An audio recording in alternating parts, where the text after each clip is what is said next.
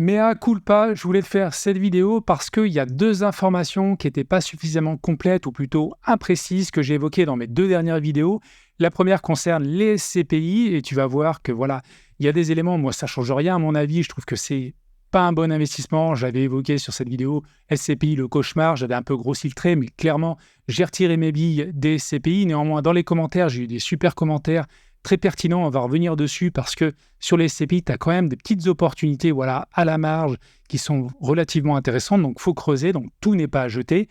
Et le deuxième point, ça concerne la première brique et le crowdfunding immobilier.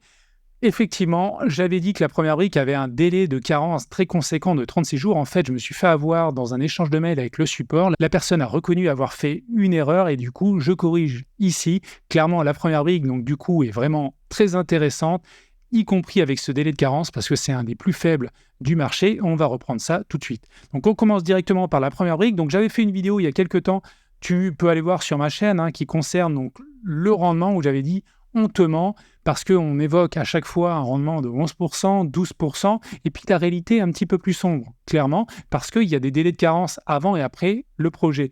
Et en fait, quand tu regardes ça, il y a 4 dates importantes: date de souscription, date d'émission, date de remboursement et date de réinvestissement de ton capital avec les intérêts, si tu réinvestis les intérêts et le capital.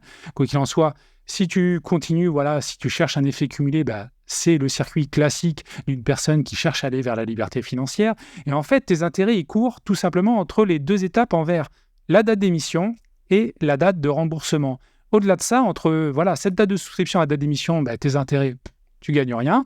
Et entre la date de remboursement et la date de réinvestissement, c'est pareil. Donc, il faut absolument que ces délais soient les plus petits possibles pour que ton rendement ne soit pas rogné. Donc ça, tu vois, c'est hyper important. Et du coup, j'avais sollicité donc la première brique. Et là, tu vois, il y a eu un échange de mails où au départ, elle évoquait que c'était la date de première échéance, qui était la date à partir de laquelle les intérêts courent. Et en fin de compte, elle m'a répondu sur mon second mail et en me disant: je suis navré, je me suis mal exprimé la semaine dernière. Les intérêts, donc en fait, commencent à courir un mois avant la première échéance. Et ça change tout. Parce qu'au début, j'avais évoqué un délai de carence de 36 jours sur la première brique, mais en réalité, il est bien plus petit, il est d'environ 6 jours, un petit peu plus de 6 jours, et c'est ce que je vais te montrer maintenant en comparant plusieurs plateformes. Et notamment, c'est basé à partir de mes statistiques. Donc, j'ai fait tout simplement un Google Sheet. J'ai la liste de mes projets ici. C'est pas ça qui va nous intéresser. Ce qui nous intéresse, c'est un petit peu les stats sur ces projets-là. Alors moi, j'ai investi dans un peu plus de 100 projets. J'ai 26 projets clos, 80 projets en cours. Et surtout, c'est ça. Cette petite stat est intéressante parce que j'ai regardé en fonction du nombre de projets, le délai moyen d'émission. Et tu vois que sur la première brique, donc en corrigeant par rapport à ce que le support m'avait dit, et puis par rapport à ce que j'ai dit dans la dernière vidéo, si tu prends un mois avant la date de première échéance, écoute, tu as un délai moyen d'émission de 6,24 jours, ce qui est vraiment pas grand-chose. C'est mineur par rapport à 36 jours. Et si tu regardes par rapport aux autres plateformes, donc Razer, alors je ne sais pas si c'est représentatif, j'ai fait que 3 projets, je suis à 7 jours. Limo, c'est vraiment une plateforme que j'infectionne. Il n'y a pas beaucoup de projets, mais c'est vraiment une bonne plateforme. C'est une de mes premières plateformes. J'ai investi sur Limo d'ailleurs avant la première brique. Je suis à 7,43 jours. Fondimo, c'est peut-être pas représentatif, 14 jours. Homunity, j'ai fait qu'un projet, 18 jours. Par contre, Club Funding, là, c'est plus inquiétant pour moi. Et d'ailleurs, cette plateforme me pose quelques soucis en ce moment. 7 projets a un délai de carence de 27 jours. Donc moi, je trouve ça quand même très conséquent. Et je ne parle pas d'Anaxago. Alors peut-être que ces 2 projets, pas très représentatifs, mais il faudrait que je recreuse là-dessus. Quoi qu'il en soit, à court terme, je n'ai pas envie de réinvestir sur la plateforme. Donc maintenant, ce qui est fait, le projet court.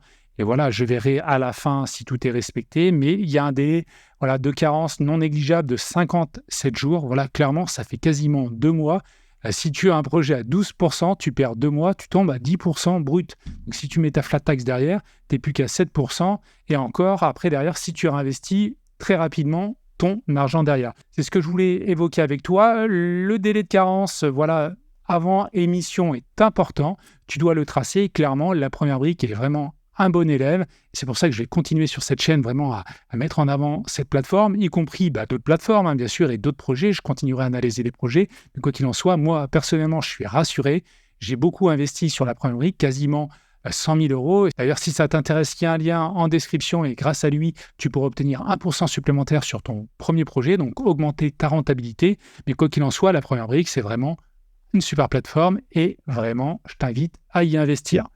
Et maintenant, on va passer au deuxième point qui concerne les SCPI. Alors rapidement, je te rappelle les 7 inconvénients que j'avais listés qui restent pour moi, globalement, et vis-à-vis de mes investissements, parce que j'avais investi dans 3 SCPI différentes et clairement, j'ai été confronté à ces 7 problèmes. Le premier, c'est les frais d'entrée qui sont conséquents, clairement 10% globalement, donc c'est délicat. Le deuxième point, c'est le délai de jouissance entre 4 et 6 mois. Le troisième point, les frais de gestion qui sont conséquents. Le rendement qui n'est pas top, 4,50% en 2022 moyen sur toutes les SCPI, donc c'est pas énorme, même s'il y a des SCPI qui vont vers 6, 6,5 et peut-être plus, on va en reparler. Tu as une fiscalité qui, pour moi, hyper complexe. J'avais galéré sur ma feuille d'impôt par rapport à une flat tax qui est hyper simple. Liquidité très réduite parce que à la revente, j'avais aussi galéré. Ça fait me penser un petit peu à Brix. Quand j'ai revendu mes briques, pareil, c'est liquidité pas top, c'est un petit peu compliqué. Et puis enfin, tu as la baisse de certaines SCPI. Donc ça, je ne sais pas si tu as vu ça, mais je vais t'ouvrir le lien.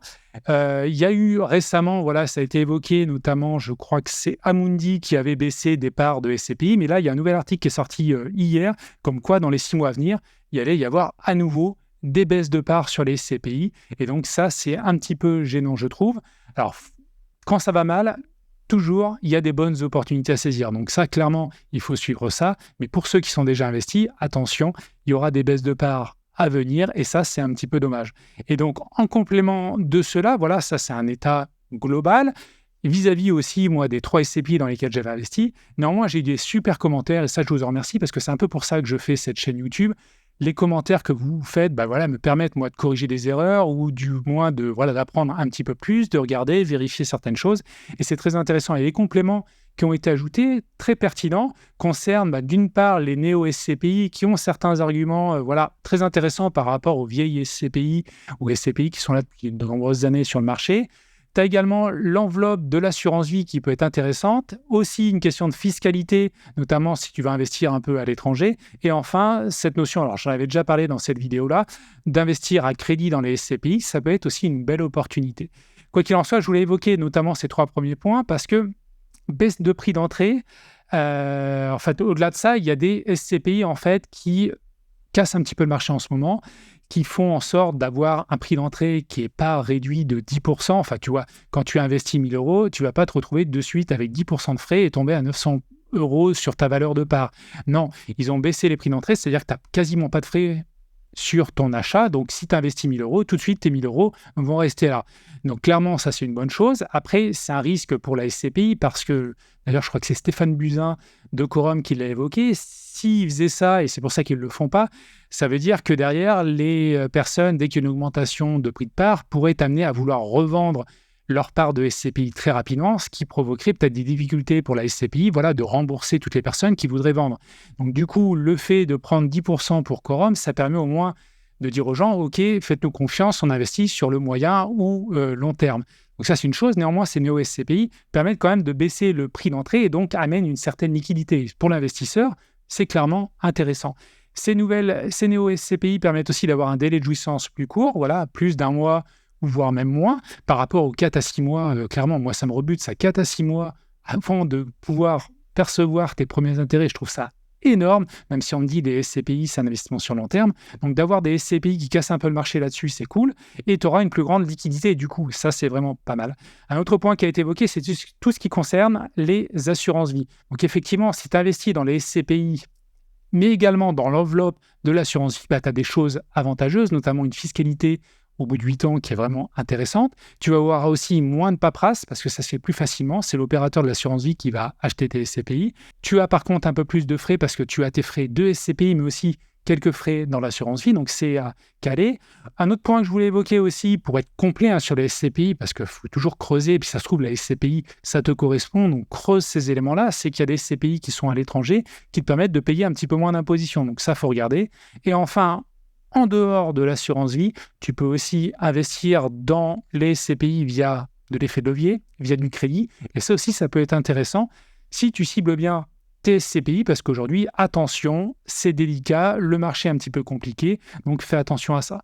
Mais je te rappelle juste un point intéressant, c'est que l'investissement, et à retenir surtout, l'investissement dans les SCPI, c'est un investissement de long terme, et clairement, ça doit être un choix en fonction de tes objectifs et de ta situation personnelle. Donc moi, j'ai tout retiré aujourd'hui parce que je préfère des investissements avec une vision à court, moyen terme. Clairement, c'est plus le crowdfunding immobilier qui me plaît, ou la bourse avec des dividendes. Je ne veux pas que mon argent soit bloqué de nombreuses années.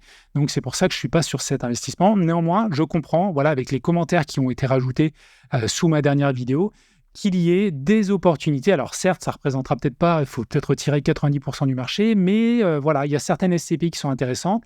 Également dans l'enveloppe d'une assurance vie, il y a des choses qui peuvent être faites. Et je voulais justement terminer un petit peu là-dessus, parce que tu as par exemple cette SCPI Remake Live qui a 7% de rendement brut d'impôt, c'est plus que Quorum, donc c'est intéressant.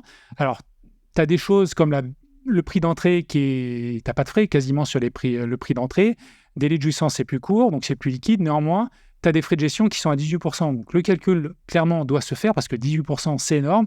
Néanmoins, globalement, ça paraît, cumule tout, très intéressant et peut-être un peu plus intéressant que les SCPI historiques. Et puis, tu as d'autres SCPI, j'en ai mis quelques-unes, là, Hirokozen, etc., etc.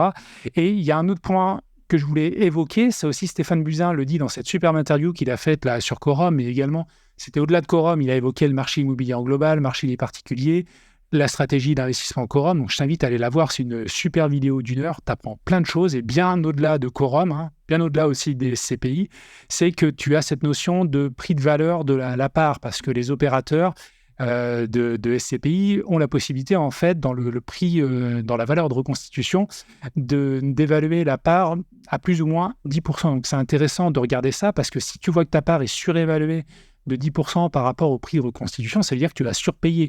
Donc, il faut clairement plutôt rechercher des SCPI qui ont un prix de reconstitution égal à la valeur de la part, voilà, à l'achat, ou voire même moins. Donc ça, c'est très intéressant. Donc, je t'invite, voilà, par rapport à ces éléments-là, au-delà, moi, des inconvénients globaux qui me concernent, notamment parce que moi, j'investis dans Quorum, dans Immorente et Pierre Val Santé. Néanmoins, je t'invite à creuser un petit peu ces sujets-là parce que ce que j'ai fait peut être amélioré probablement en termes de rentabilité si tu investis, voilà, plus avec des néo-SCPI ou dans le cadre de l'assurance vie. Donc, comme tu vois, c'est jamais noir ou blanc. Il y a du gris clair, du gris foncé. Tout s'adapte en fonction de la stratégie et de la situation personnelle de chaque personne. Mais quoi qu'il en soit, je t'invite à travers ces éléments, à creuser, à réfléchir pour affiner ta stratégie, tout simplement. Donc, voilà ce que je pouvais dire. Et au-delà de ça, comme je te l'ai dit, j'arrête les CPI, mais j'ai également arrêté mes investissements sur Brix. Et si tu veux en savoir plus là-dessus, les raisons qui m'ont amené à tout vendre aujourd'hui, je t'invite à cliquer sur cette vidéo et je te dis à tout de suite de l'autre côté.